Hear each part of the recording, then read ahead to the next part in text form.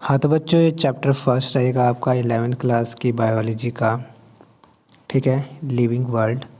ठीक, तो चलो इसके एमसीक्यू करते हैं। तो पहला क्वेश्चन कह रहा है, who is known as the Darwin of 20th century. तो आपको याद रखना है, अर्नस्ट मेयर को बोला जाता है Darwin of 20th century.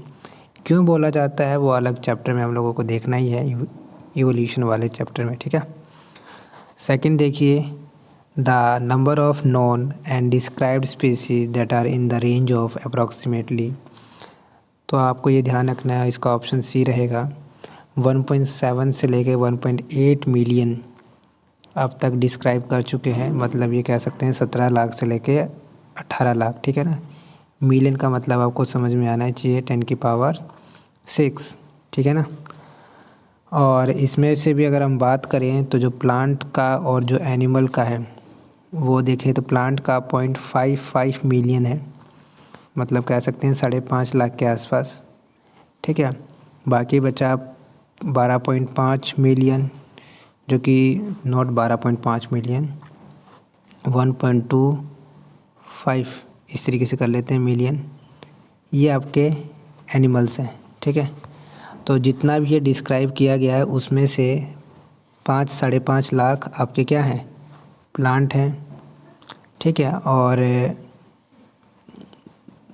12-12.5 lakh आपका क्या है, एनिमल है। ठीक है, एनिमल में भी अगर हम डाइवर्स ऑर्गेनिज्म के बारे में बात करें तो वो रहेगा इंसेक्ट, और प्लांट के केस में एंजियोस्पर्म। ठीक है, ये ज़्यादा डाइवर्स रहेंगे प्लांट के केस में।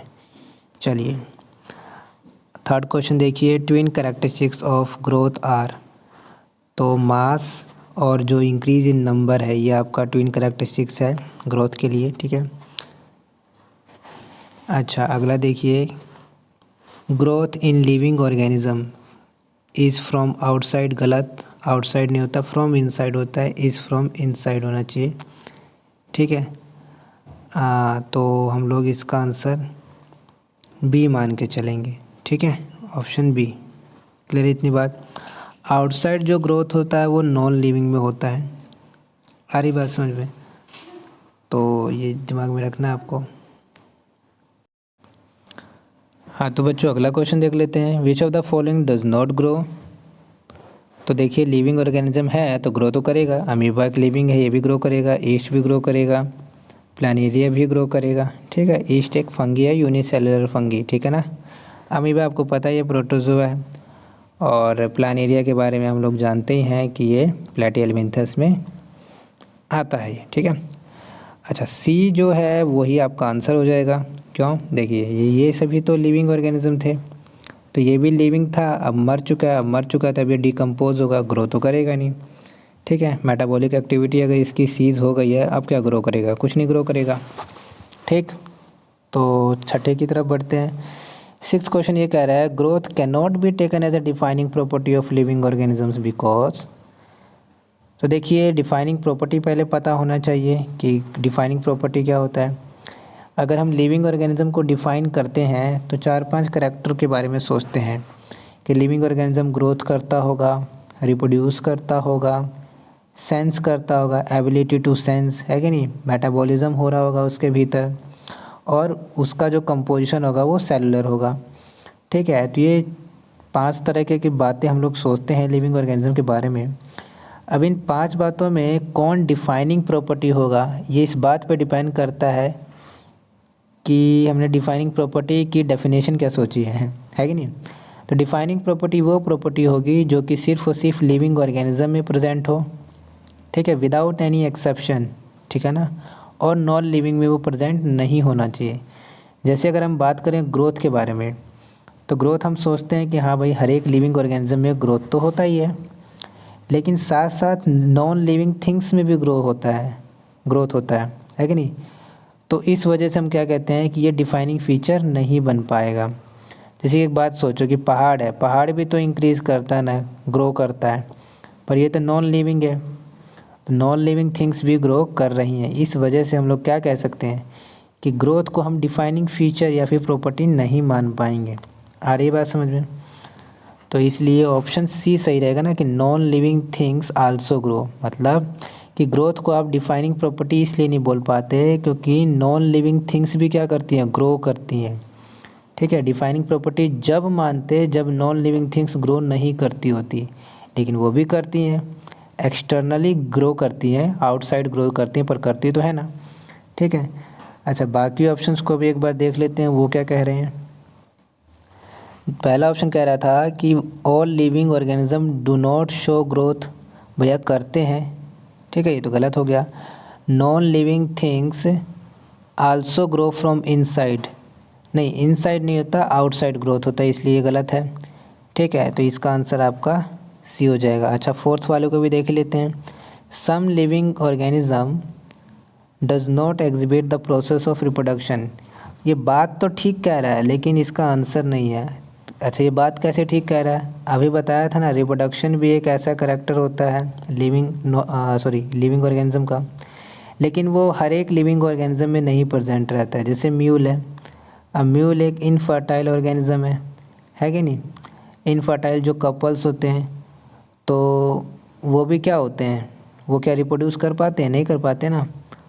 वर्कर हनी बीज है, ठीक है, तो ये सब भी रिप्रोड्यूस नहीं कर पाते हैं, इसी वजह से ये डिफाइनिंग फीचर नहीं बन पाएंगे, डिफाइनिंग प्रॉपर्टी नहीं बन पाएंगे। ठीक है, तो हम लोगों ने दो के बारे में जाना, कौन कौन से दो, ग्रोथ एंड रिप्रोडक्शन के बारे में। ठीक है, बाकी जो फीचर होंगे वो बाद में हम लोग देख लेंगे। ठीक है, तो इसका आंसर क्या हो जाएगा, ऑप्शन सी। बात आ रही है समझ में। चलिए 7th क्वेश्चन देखिए। Select the total number from the following organism that multiply by budding. अब बर्डिंग किस में होता है, एसेक्सुअली ये होता है कि नहीं। तो आपका हाइड्रा में देखने को मिलेगा, स्पंजिस में देखने को मिलेगा और ईस्ट में देखने को मिलेगा। अब ये थोड़े कॉम्प्लेक्स ऑर्गेनिज्म होते जाएंगे। ठीक है, एनिमल किंगडम से बिलोंग कर रहे हैं। अर्थोम आपको पता है एनेलिडा से बिलोंग करता है, प्लानेरिया आपका प्लेटीहेलमिन्थस से, और हनी भी आपका ऑर्थोपोडा से, और थोड़ा स्पेसिफिक हो जाए तो इंसेक्टा से। ठीक है, तो ये सब तो सेक्सुअली आपका रिप्रोड्यूस करते हैं, है कि नहीं। और ये प्लानेरिया रीजनरेशन भी करता है, वो भी देखने को मिलता है। ठीक है, फिलहाल इस क्वेश्चन का आंसर हो जाएगा बी, क्योंकि 3 ऑर्गेनिजम्स यहाँ पे ऐसे हैं जो कि बर्डिंग शो करते हैं। ठीक है ना। 8वां देखिए, for which organism the growth is synonymous with the reproduction. अब इस बात को समझना है कि ये क्या बोला। देखिए यूनिसेलुलर जो ऑर्गेनिजम्स होते हैं जैसे कि अमीबा है, अब अमीबा को अगर मैं पूछूं कि बताओ इसका नंबर इंक्रीज़ करके दिखाओ, सेल नंबर, तो ये क्या करेगा, बाइनरी फिजन करेगा और 2 डॉटर सेल दे देगा। अब मैं ये बात बोलूं क्या यहाँ पर हुआ, क्या यहाँ पर क्या सेल का नंबर इंक्रीज़ हुआ है, बिल्कुल ठीक है। अच्छा एक बार बताओ ग्रोथ का क्या मतलब होता था, ग्रोथ मतलब यही है ना, या तो सेल नंबर इंक्रीज़ करे या तो मास इंक्रीज़ करे, है कि नहीं। अब यहाँ पर सेल नंबर इंक्रीज़ हुआ कि नहीं हुआ, बिल्कुल हुआ है, और सेल नंबर इंक्रीज़ होने का मतलब तो ग्रोथ होता है। ठीक है, बिल्कुल ठीक कह रहे हैं। लेकिन अगर मैंने ये बोला कि यहाँ पर तो रिप्रोडक्शन हुआ है ना, तो हमने क्या देखा कि यूनिसेलुलर ऑर्गेनिज्म में ग्रोथ होना मतलब सेल नंबर का इंक्रीज़ होना या फिर रिप्रोडक्शन होना, एक ही बात हो जाता है। आ रही बात समझे। इसीलिए जितने भी लिविंग ऑर्गेनिज्म है, नॉट लिविंग ऑर्गेनिज्म, जितने भी यूनिसेलुलर ऑर्गेनिज्म है वो सभी क्या करते हैं, उनका रिप्रोडक्शन और या फिर जो ग्रोथ है वो एक ही बात हो जाती है कि नहीं। इसीलिए सिनोनिमस है ये। ठीक है, तो यूनिसेलुलर, एल्गी, अमीबा, बैक्टीरिया, ये तीनों के तीनों क्या है, यूनिसेलुलर है। इसमें तो यूनिसेलुलर लिखा ही है। अमीबा एक प्रोटोजोआ है, ये भी एक यूनिसेलुलर है, बैक्टीरिया तो है ही। ठीक है, इसलिए ऑप्शन डी के साथ जाएंगे। ठीक है, ये बात समझ में आनी चाहिए कि सिनोनिमस, ग्रोथ, ये सब क्या है। ठीक है, अगला क्वेश्चन है which of the following multiply through fragmentation. अब फ्रेगमेंटेशन है, अब ये भी एसेक्सुअल रिप्रोडक्शन का एक टाइप है। तो किस किस में देखने को मिलता है, फंगी में देखने को मिलता है, फिलामेंटस एल्गी में देखने को मिलता है, प्लानेरिया में भी देखने को मिलता है। इसीलिए हम लोग ऑप्शन डी के साथ चले जाएंगे। आ रही बात समझे। अब ये सब याद करना है, इसकी डिटेल अलग अलग चैप्टर में हम लोगों को देखने को मिलेगी। 10th क्वेश्चन देखिए, मार्क द करेक्ट स्टेटमेंट। तो सही बात बतानी है आपको। The growth in living organism is from inside, बिल्कुल ठीक कह रहा है। ठीक है, बाकी ऑप्शन को भी देख लेते हैं। अच्छा ऑल ऑफ दीज भी है ना, चलो देख लेते हैं। Plant grow only up to a certain age, अब ये गलत हो गया भैया। डेफिनेट ग्रोथ नहीं होती है, इनडेफिनेट ग्रोथ होती है। ये इंक्रीज करता जाता है पूरे, जितना इसका जीवन होता है प्लांट का उतने टाइम तक ये ग्रो करते रहते हैं। तो ये बी ऑप्शन गलत है, इसका मतलब मेरा ऑप्शन ए ही सही होना चाहिए। अगले ऑप्शन को भी देख ही लेते हैं क्या बोल रहा है। ओनली लिविंग ऑर्गेनिज्म ग्रो, नहीं भैया, नॉन लिविंग ऑर्गेनिज्म भी ग्रो करते हैं। इसी वजह से तो ग्रोथ को डिफाइनिंग प्रॉपर्टी नहीं शो करते हम लोग, नहीं मतलब डिफाइनिंग प्रॉपर्टी घोषित नहीं करते। आ रही बात समझ में? ठीक है, चलिए, थैंक यू।